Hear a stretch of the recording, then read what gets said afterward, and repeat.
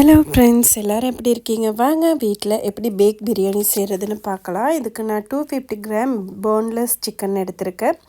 அதில் உப்பு, மஞ்சள், பிரியாணி தூள், அப்புறம் மிளகாய் தூள், தயிர் சேர்த்து நல்லா பெரட்டி வச்சுருக்கேன். அது கூடவே இஞ்சி பூண்டு விழுது, ஒரு பெரிய தக்காளி பழம் கட் பண்ணது, ஒரு பெரிய வெங்காயம் கட் பண்ணிவிட்டு அதில் ஒரு துண்டு கருவேப்பட்டை, ஏலக்காய், ஸ்டாரன் சேர்த்து இந்த மாதிரி மிக்ஸ் பண்ணி ஒரு 1/2 hour மாதிரி அப்படியே எடுத்து வச்சிடலாம், சிக்கன் அப்படியே மெரினேட் ஆகிறதுக்காக.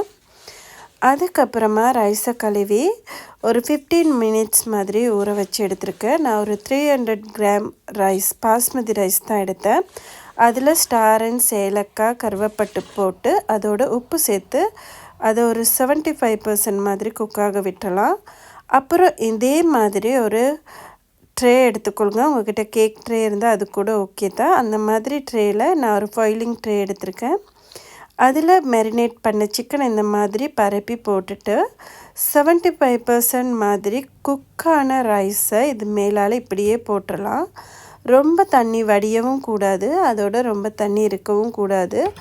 ஒரு ஓட்டக்கரண்டி எடுத்து இந்த மாதிரி போட்டுட்டு அதுக்கு மேலால் ஒரு ஃபாயிலிங் பேப்பர் அல்லது இந்த மாதிரி ஒரு லிட் போட்டு நல்லா சுற்றி சீல் பண்ணிடுங்க. 175 செல்சியஸில் 10 minutes ப்ரீ ஹீட்டான அவனில் ஒரு 45 minutes மாதிரி இந்த ரைஸை அப்படியே பேக் பண்ண விட்டுருங்க.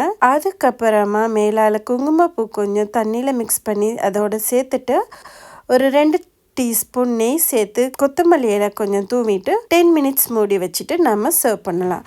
பாருங்கள் ஃப்ரெண்ட்ஸ், ரொம்ப சூப்பரான டேஸ்டியான பேக் பிரியாணி ரெடி ஆகிட்டு. அதில் சிக்கன் பீசஸ் எல்லாம் இருக்கா, ரொம்ப சூப்பராக இருக்கும். 2 பேருக்கு தாராளமாக அந்த ரைஸ் போதுமாக இருக்கும். சிக்கனுமே நல்லா குக்காகி நல்லா ஜூஸியாக ரொம்ப சூப்பராக சாஃப்டாக இருக்கும். நீங்களும் ட்ரை பண்ணி பாருங்கள். ஓகே ஃப்ரெண்ட்ஸ், பாய், தேங்க்யூ.